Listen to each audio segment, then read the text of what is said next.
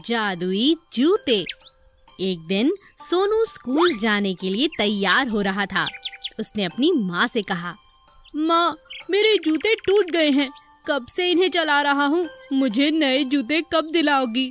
मुझे खेल प्रतियोगिता में भाग लेना है, जानती हो वो कल ही तो है। बेटा, मैं बहुत जल्द तुम्हें जूते दिला दूंगी। पर ऐसा तो तुम कब से कह रही हो। इस बार सच में दिला दूंगी। अभी तुम्हें स्कूल के लिए देर हो रही है, चलो चलो जल्दी करो। अच्छा माँ, मैं जाता हूँ। सोनू स्कूल के लिए निकल गया। तभी उसे रास्ते में याद आया कि वह अपनी पानी की बोतल घर भूल आया है। अरे मेरी बोतल, दौड़ कर ले आता हूँ, नहीं तो पूरे दिन प्यासा रहना पड़ेगा।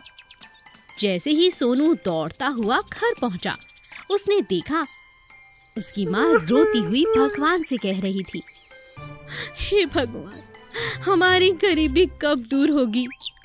एक ही बेटा है, उसकी भी जरूरतें पूरी नहीं कर पाती। सोनू को अपनी माँ की हालत समझ आ गई, लेकिन अब तो दौड़ लगाने के कारण उसके जूते और भी ज्यादा फट चुके थे। सोनू स्कूल भी देरी से पहुंचा, इसीलिए उसे कक्षा के बाहर कर दिया गया था और जूते ना होने के कारण अब वो अगले दिन होने वाली प्रतियोगिता में भाग नहीं लेने वाला था। छुट्टी के बाद सोनू रास्ते में उदास चल रहा था। तभी उसकी नजर एक छोटे से चूजे पर पड़ी जो घायल दिख रहा था। सोनू ने अपने जूते से सहारा देते हुए उस छोटे से चूजे को पानी भी पिलाया और एक पेड़ के पास छोड़ दिया। तभी वहाँ उस चूजे की माँ चिड़िया वहाँ आ गई।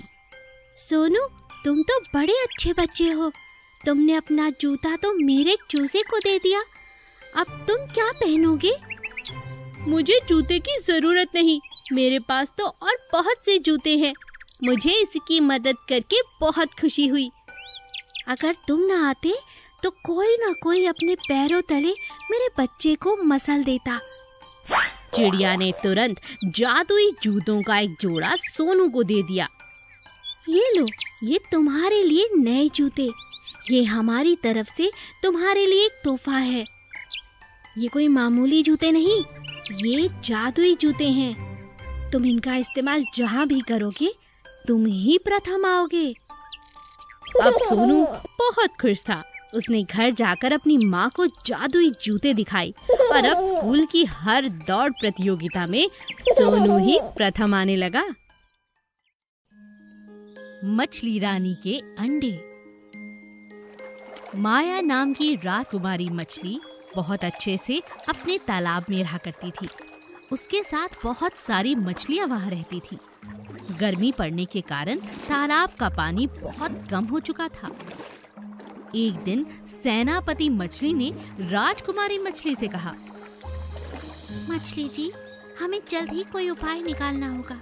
आप तो देख ही रही हैं कि तालाब का पानी लगभग सूखने वाला है। बड़े तालाब में अभी भी पानी है। आज ही मैंने मेंढक को भेजकर पूरी बात पता लगा ली है। अगर आपकी इजाजत हो तो हम सब यहाँ से वहाँ बदली कर लें। राजकुमारी मछली उदास मुंह लेकर बैठ जाती है। सेनापति मछली उससे दोबारा पूछती है, क्या बात है मछली रानी, आप उदास लग रही हैं? शायद तुम भूल रही हो सेनापति मछली, मेरे छोटे छोटे अंडे हैं। इन अंडों को लेकर अगर मैंने बदली की तो ये मर जाएंगे। मैं क्षमा चाहती हूँ महारानी। कोई बात नहीं, लेकिन हाँ, तुम सबकी सुरक्षा भी मेरा कर्तव्य है। मेरा आदेश है कि सभी मछलियों को लेकर यहाँ से चली जाओ। जितने मेंढक हैं उन्हें भी ले जाओ और बड़े तालाब में रहना शुरू कर दो, इससे पहले कि तुम सबकी जान मुश्किल में आ जाए। मगर आप? मैं अपने अंडों के साथ यहीं रहूंगी। ज्यादा दिनों की बात नहीं, बस एक हफ्ते में मेरे अंडों से मछलियां बाहर आएंगी और फिर मैं भी बड़े तालाब में आ जाऊंगी। सेनापति मछली महारानी की बात मानकर बड़े तालाब में बाकी मछलियों के साथ चली जाती है। उसके साथ कुछ मेंढक भी जाने लगते हैं, लेकिन एक मेंढक कहता है, रुकिए रुकिए, मैं तो यहीं रहने वाला हूँ। मैं महारानी को छोड़कर नहीं जाऊंगा।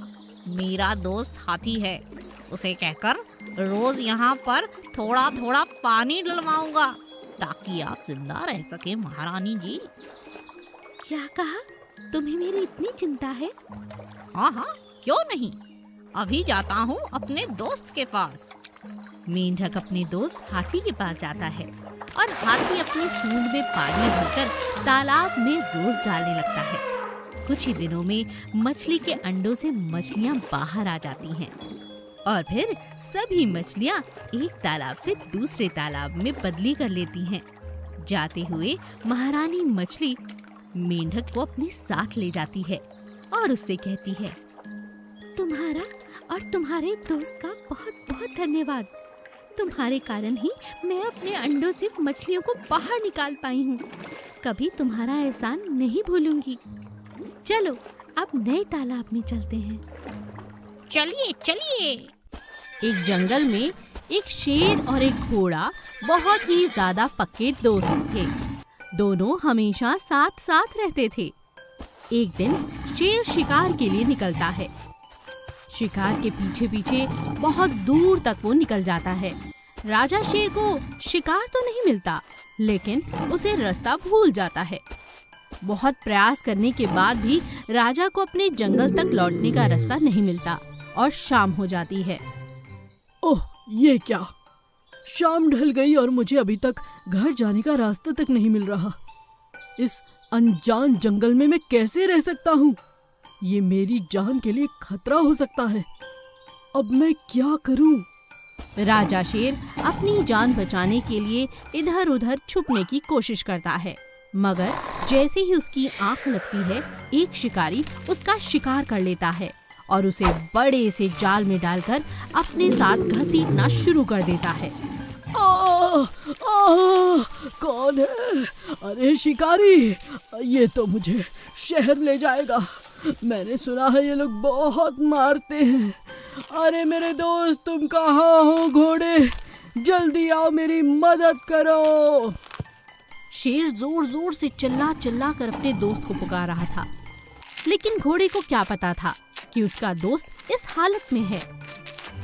शिकारी जैसे तैसे अपनी जीप के पास जाल और शेर को ले जाता है, लेकिन उसे उठाने की हिम्मत वो नहीं कर पाता क्योंकि शेर का वजन बहुत ज्यादा था। तभी वो अपने मित्र से कहता है, अरे दोस्त, शेर का शिकार तो हमने कर लिया। ये अवसर बहुत ही बढ़िया है। इसे तुरंत सर्कस ले जाते हैं। इसे शहर तक ले जाना आसान हो जाएगा अगर कोई खच्चर या घोड़ा मिल जाए। मुझे लगता है इसके वजन से तो हमारी गाड़ी के टायर ही पंचर हो जाएंगे। पहले ही हवा कम है।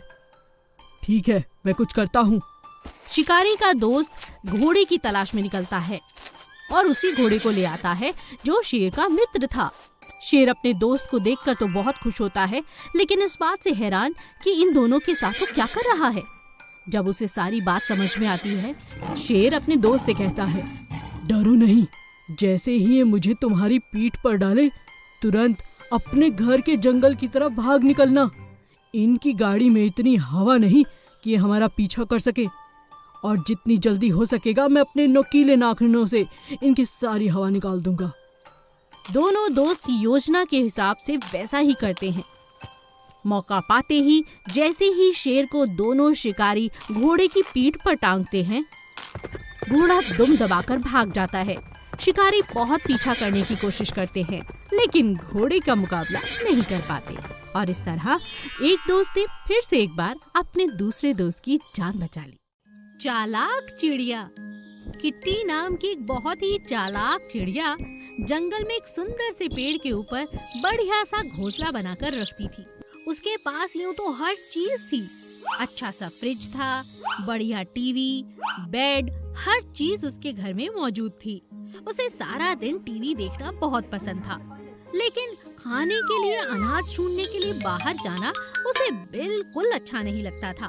थी तो वो चालाक, इसीलिए वो हर रोज अपनी चालाकी से अपना पेट भर लिया करती थी। एक दिन चालाक चिड़िया ने अपनी पड़ोसन से कहा, अरे सुनो स्वीटी, कैसी हो? मैं अच्छी हूँ, तुम कैसी हो किटी? कहाँ जा रही हो? संग में दाना लेने जा रही हूँ। बहन, आज मेरे पेट में बहुत दर्द है। हो सके तो 2 दाने मेरे लिए भी ले आना। हाँ हाँ, क्यों नहीं। स्वीटी किट्टी की बात मान जाती है और शाम को आते हुए उसके लिए 2 दाने ले आती है। अगले दिन के लिए फिर से चिड़िया चालाकी करती है। सुबह उठती है और नीचे घूम रहे खरगोश से कहती है, अरे खरगोश भैया, कहाँ जा रहे हो? मेरे सर में बहुत दर्द है। क्या कहीं से 2 मूंगफली के दाने ला दोगे? हाँ हाँ, क्यों नहीं, तुम मेरी बहन हो, अभी लेकर आता हूँ। खरगोश फटाफट उसके लिए मूंगफली के दाने ले आता है। अब तो चालाक चिड़िया की आदत बिगड़ती ही जा रही थी। सारा दिन बैठकर टीवी देखती, अखबार पढ़ती, इधर उधर लोगों को ताकती, मगर खाना खाने के समय वो हर किसी के पास काम दे देती। धीरे धीरे ये बात सभी चिड़ियों को और पक्षियों को पता चल चुकी थी। एक दिन खरगोश ने स्वीटी से कहा, अरे स्वीटी बहन, आज किसके लिए खाना लेकर जा रही हो? स्वीटी खरगोश से कहती है, किसी के लिए नहीं, बस अपने लिए। बस कभी कभी सामने रहने वाली बहन का पेट दर्द हो जाता है तो उसके लिए ले जाती हूँ। अरे बहन, तुम बहुत मूर्ख हो। ये चालाक चिड़िया सारा दिन बैठकर टीवी देखती है। मैंने कई बार देखा है। मैं खुद मूंगफली लेकर आया था, यह सोचकर कि उसके सर में दर्द है। अब उसकी मदद करना बंद करो। स्वीटी उस दिन शाम को किटी के घर चली जाती है और देखती है कि किटी बड़े आराम टीवी देख रही है। स्वीटी किटी से कहती है, अरे बहन, क्या तुम्हारे घर में थोड़ी शक्कर है? दे सकती हो?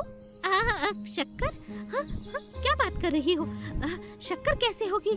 मेरे घर में तो अनाज का एक दाना भी नहीं, जितना है बस खा लिया। तब स्वीटी किटी को समझाती है, अगर इसी तरह आलस करती रहोगी तो बरसातों में भूखे रहना पड़ेगा बहन। आलस अच्छा नहीं, बरसातों से पहले पहले अपने लिए दाना इकट्ठा कर लो।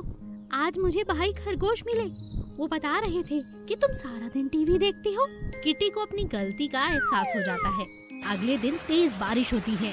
स्वीटी किटी से कहती है, देखा, इसीलिए कह रही थी, जितना जल्दी हो सके हमें दाने ले लेने चाहिए। पर कोई बात नहीं, अब तुम समझ चुकी हो। आओ, मेरे घर खाना खाने आ जाओ। बेचारी किटी स्वीटी की बात तो मान गई, लेकिन उसे बहुत पछतावा हो रहा था। अपनी गलती का एहसास हो रहा था। बरसात रुकते ही उसने घर से बाहर निकलना शुरू कर दिया और दाने इकट्ठे करने शुरू कर दिए।